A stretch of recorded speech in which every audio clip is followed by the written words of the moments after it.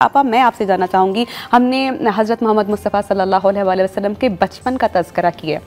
अगर उनको देखा जाए उनकी जवानी में, उनके यूथ में, तो वो दूसरे नौजवानों से, जैसे उस ज़माने में जहालत हुआ करती थी, नौजवान औबाश हुआ करते थे, तो आपका किरदार उनसे कितना मुख्तलिफ हुआ करता था? हुज़ूर नबी करीम सल्लल्लाहु अलैहि वसल्लम की ज़बानी एक पाकबाज़ ज़बानी थी और रिवायत ये कहती है कि जिस वक्त हुज़ूर नबी करीम सल्लल्लाहु अलैहि वसल्लम लड़कपन में थे, आगाज़ शबाब हो रहा था, तो उस वक्त मक्के की तमाम नौजवान जो थे वो बहुत ज़्यादा लव व लआब में मसरूफ़ रहा करते थे और उनकी दिलचस्पियाँ बहुत ज़्यादा हुआ करती थी। मगर हुज़ूर नबी करीम सल्लल्लाहु अलैहि वसल्लम इखलाक़ हुस्ना के दायरे में रहा करते थे और सरकार दो आलम सल्लल्लाहु अलैहि वसल्लम इखलाक़ हुस्ना के दायरे में रहते हुए ना सिर्फ ये कि ख़ुद कोई गैर अखलाक़ी हरकत नहीं करते थे, बल्कि हुज़ूर नबी करीम सल्लल्लाहु अलैहि वसल्लम दीगर अफराद को भी मना किया करते थे। जो उनके हम उम्र बच्चे हुआ करते थे, वो सरकार दो आलम सल्लल्लाहु अलैहि वसल्लम उनको भी मना किया करते थे कि कोई गैर अखलाक़ी काम ना करो। हुज़ूर नबी करीम सल्लल्लाहु अलैहि वसल्लम के लिए मैं सिर्फ इतना कहना चाहती हूँ कि इश्क़ दमे जिब्रील, इश्क़ दमे मुस्तफ़ा और इश्क़ खुदा का रसूल, इश्क़ खुदा का कलाम, यानी हुज़ूर नबी करीम सल्लल्लाहु अलैहि वसल्लम की जो पूरी ज़िंदगी है वो एक मुसलमान, एक मोमिन की ज़िंदगी इश्क से इबारत है। यानी जैसा कि अभी आपने फरमाया कि अपने वालिदैन, अपने बहन भाई, अपने औलाद से ज़्यादा अज़ीज़ आका सल्लल्लाहु अलैहि वसल्लम को रखना होगा, तो बिल्कुल हमें वैसे ही नज़र आता है कि जब तक ये इश्क की कार फरमाई नहीं होगी तब तक हम कुछ नहीं कर सकते। आपा नबी करीम सल्लल्लाहु अलैहि वसल्लम की ज़ात में कितनी आला सिफ़ात होंगी कि जो लोग आपको नापसंद करते थे, आपके दुश्मन थे, मुशरिकीन थे, कुफ़ार मक्का थे, वो ख़ुद आपको सादिक और अमीन के अलक़ाब से पुकारा करते थे। एक तरफ अदावत भी है और दूसरी तरफ फिर आप में जो सिफ़ात हैं उनको वो सनद भी दे रहे थे कि हाँ ये सिफ़ात इनमें है। हुज़ूर नबी करीम सल्लल्लाहु अलैहि वसल्लम अभी ऐलान रिसालत किया नहीं है, मगर सरकार दो आलम सल्लल्लाहु अलैहि वसल्लम जबकि कोहे अबू कबीस के सामने खड़े होकर फरमा रहे हैं कि अगर मैं तुमसे कहूँ कि अनकरीब इस पहाड़ के पीछे से एक लश्कर आने वाला है जो कि अनकरीब तुम पे हमला कर देगा, तो क्या तुम मेरी बात पर यकीन करोगे? तमाम मुश्रिकीन मक्का, तमाम कुफ़ार मक्का एक ज़बान होकर कहते हैं कि मोहम्मद, हम बेशक आपकी इस बात पर यकीन कर लेंगे, इसलिए कि हमने आपसे ज़्यादा किसी को सादिक और अमीन नहीं पाया।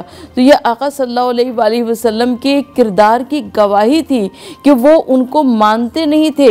सरकार दो आलम सल्लल्लाहु अलैहि वसल्लम का कलमा पढ़ने पर तैयार नहीं थे, मगर आका सल्लल्लाहु अलैहि वसल्लम को सादिक और अमीन कहा करते थे। यानी जो पैगाम वो ला रहे थे, जिस तरह वो तौहीद का पैगाम आम कर रहे थे, जहालत को दूर करने की कोशिश कर रहे थे, सादिक और अमीन तो मानते थे, सच्चा मानते थे, लेकिन उनके पैगाम पर वो यकीन नहीं रखते थे। देखिए, हुज़ूर नबी करीम सल्लल्लाहु अलैहि वसल्लम ने अपनी ज़बान से ऐलान रिसालत बाद में किया है और अपने किरदार से ऐलान रिसालत पहले किया है। बिल्कुल ऐसा ही है।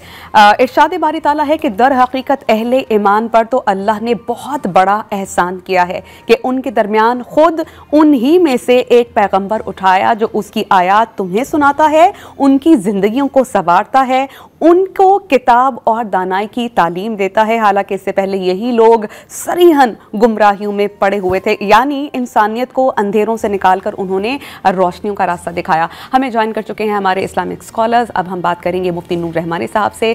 मुफ्ती साहब अस्सलाम वालेकुम। वालेकुम अस्सलाम व रहमतुल्लाह। मुफ्ती साहब, मैं आपसे जानना चाह रही हूँ कि सीरत तैयबा में हमारे लिए क्या रोशन रास्ते हैं कि हम उन पर फॉलो करें और अपनी आखिरत संवारें, और हमारे लिए क्या क्या अहम मैसेजेस हैं, और जो नबी करीम सल्लल्लाहु अलैहि वसल्लम के कंपेनियंस थे वो किस तरह सीरत तैयबा को फॉलो करते थे? नहमदुहु व नसल्ली अला रसूलिहिल करीम, अम्मा बाद फ़अऊज़ु बिल्लाहि मिनश शैतानिर रजीम, बिस्मिल्लाहिर रहमानिर रहीम। क़ाल अल्लाहु तआला फ़िल क़ुरआनिल मजीद वल फ़ुरक़ानिल हमीद, लक़द कान लकुम फ़ी रसूलिल्लाहि उस्वतुन हसना व क़ाल क़ुल इन कुन्तुम तुहिब्बूनल्लाह फ़त्तबिऊनी युहिब्बकुमुल्लाह व यग़फ़िर लकुम ज़ुनूबकुम। सदक़ल्लाहुल अज़ीम। तमाम तारीफ़ें अल्लाह सुब्हानहु व तआला के लिए और दुरूद व सलाम अल्लाह के रसूल हम सब के आका हुज़ूर मोहम्मद मुस्तफ़ा सल्लल्लाहु अलैहि वसल्लम। कुरान मजीद फ़ुरक़ान हमीद की दो आयत पढ़ी। पहली आयत में लक़द कान लकुम फ़ी रसूलिल्लाहि उस्वतुन हसना, तहक़ीक़ तुम्हारे लिए मुस्तफ़ा करीम सल्लल्लाहु अलैहि वसल्लम की ज़ात मुबारका रोल मॉडल है।